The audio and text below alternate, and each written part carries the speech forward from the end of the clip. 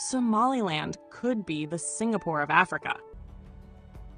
Somaliland's story is strikingly similar. For more than 30 years, Somaliland has operated under structural disadvantage. No international recognition, no access to global financial institutions, no formal security guarantees. These were not temporary inconveniences, they became permanent conditions. And like Singapore in its early years, Somaliland adapted by building systems that could not afford to fail. Stability here is not ideological, it is existential.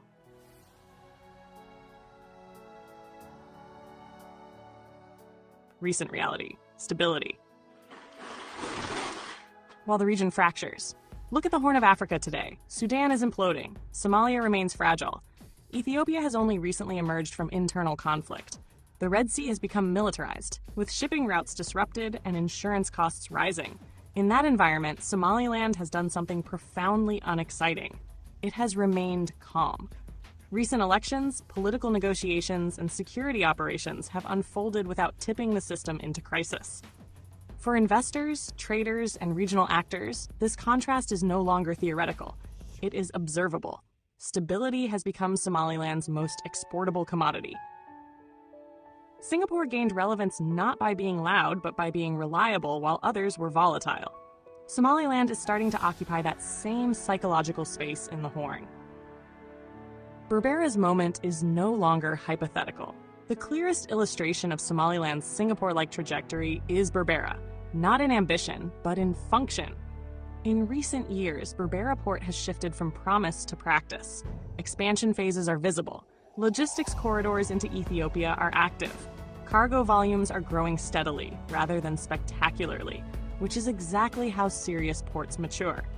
At a time when congestion in traditional ports, insecurity in the Red Sea, and geopolitical risk are forcing traders to rethink routes, Berbera's appeal lies in something simple: predictability. Singapore became indispensable because it reduced friction. Berbera is beginning to do the same at a regional scale. No slogans required. Governance without theater.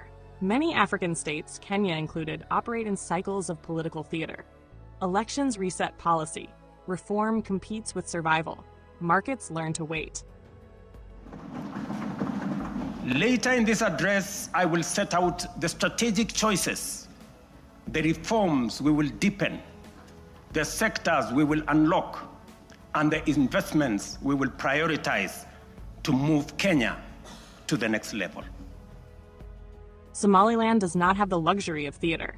Recent governance decisions, from fiscal tightening to regulatory adjustments, have been shaped less by public performance and more by constraint. There is no donor cushion to soften mistakes, no bailout waiting.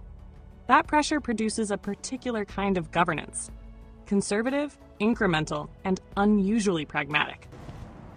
Somaliland has quietly divided the earth. With no formal recognition and limited external support, we have built functioning democratic institutions, maintained security along 850 kilometers of strategic coastline, and conducted multiple peaceful elections. In a region marked by fragility, Somaliland has become a model for self-reliance and stability. As just one example of what we can achieve in our own terms. Singapore's early leadership governed the same way, not because it was idealistic, but because failure was not survivable. Diaspora capital is turning from emotion to strategy. One of the most recent shifts in Somaliland's economy is how diaspora money behaves. This is no longer just remittance flow for consumption. Increasingly, it is targeted investment. Real estate developments, private universities, clinics, logistics firms, small manufacturing, digital services. These investments come with expectations, timelines, returns, governance. This mirrors Singapore's early reliance on external exposure and discipline. Diaspora investors act as informal auditors, enforcing standards the state cannot always enforce itself. That pressure is reshaping behavior on the ground. Youth as an economic force, not a political risk.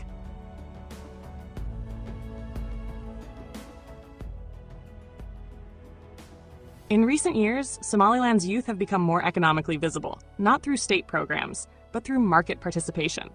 Trade, transport, tech services, and cross-border commerce are absorbing a generation that understands one thing clearly: there is no external rescue coming. That mindset, pragmatic, impatient, adaptive, is precisely what powered Singapore's transformation from a trading outpost into a serious economy. The energy is not polished, but it is productive.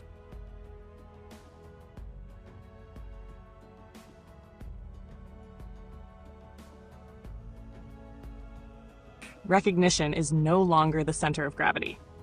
Perhaps the most important recent shift is psychological. Somaliland still seeks recognition, but it no longer builds for it.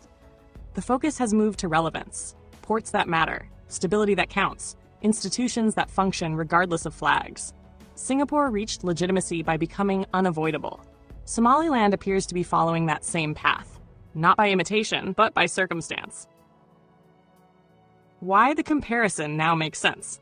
The Kenya-Singapore comparison was always aspirational, a large state trying to discipline itself into efficiency. Somaliland's comparison is structural, a small, constrained polity forced into competence by necessity. That difference matters. Singapore was not declared into existence as a model. It was forged by limits. Somaliland's limits are real, current, and shaping behavior in similar ways. So when we ask who could become the Singapore of Africa, the answer may not lie with the loudest claim or the biggest economy. It may lie with a place that learned, early and painfully, that order, usefulness, and restraint are not ideals. They are survival tools. On those terms, Somaliland is no longer an abstract candidate. It is already walking the path. But we do this with limited resources, without the privileges that come with recognition. So I say clearly to the international community, engage with us not as an extension of others, but a sovereign actor in our own right. When that is ready to deliver on shared objectives of peace, prosperity, and partnership. We want investment, trade, and knowledgeable transfer. We want collaboration in education, health, and climate resilience. And above all, we want partnerships that respect our identity, align with our development vision, and deliver impact. This is a moment of choice. Will this be yet another meeting of good intentions, or will it mark the beginning of a new era where Somaliland's achievements are matched by international support that is meaningful, flexible, and focused? May our partnerships grow deeper, our progress faster, and our shared future stronger. Thank you.